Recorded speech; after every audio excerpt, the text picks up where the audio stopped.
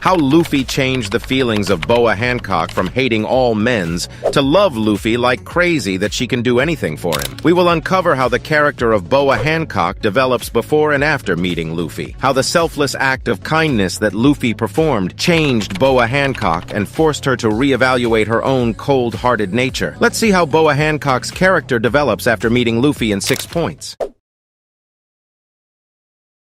Luffy was able to make an absolute best first impression on Boa Hancock, when Hancock's beam didn't affect Luffy, known to her.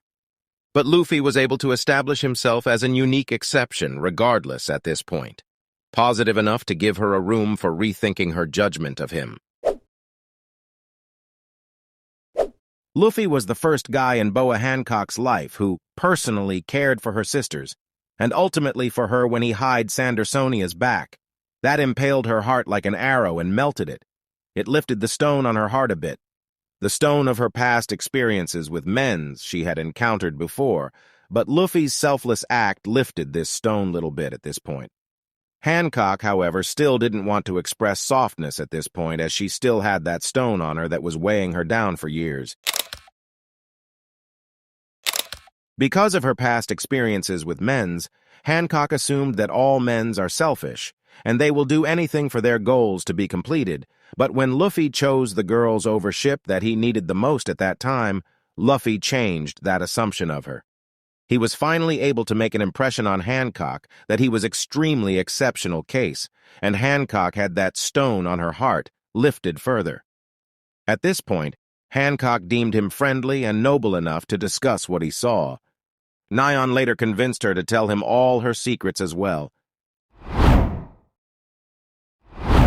Boa Hancock and her sisters were slaves for Celestial Dragon in the past, and they hate the Celestial Dragons the most. After hearing that Luffy struck a Celestial Dragon, Boa Hancock was shocked that there is a man who can oppose or even hit a Celestial Dragon. This lifted the stone on her heart furthermore, and I think this was the biggest impression Luffy had on Hancock to make her fall for him. Remember that she was only being impressed by Luffy from the beginning, and hearing he beat in front of her. Luffy delivered the final blow to the stone that was over her heart when he said he hates Celestial Dragons and doesn't hate Hancock for being a slave. At this point, her heart was completely light with all the confessions and tears, and from seeing such exceptional guy, she was genuinely smiling in front of him, and she didn't even realize that she wanted to stay with him more. She was genuinely smiling in front of a guy after God knows how many years despite her secrets being known to him. And she was finally kind of happy to have his company. Much to her dismay, Luffy was going to leave the island the next morning forever, and this only caused her to want to spend more time with Luffy. Hancock had no idea that she had fallen for Luffy at this point, but she knew that he was going to leave forever. She neither confessed to herself or to Luffy, and her love was just going to be kept inside of her. This caused her pain, or what you would call love sickness.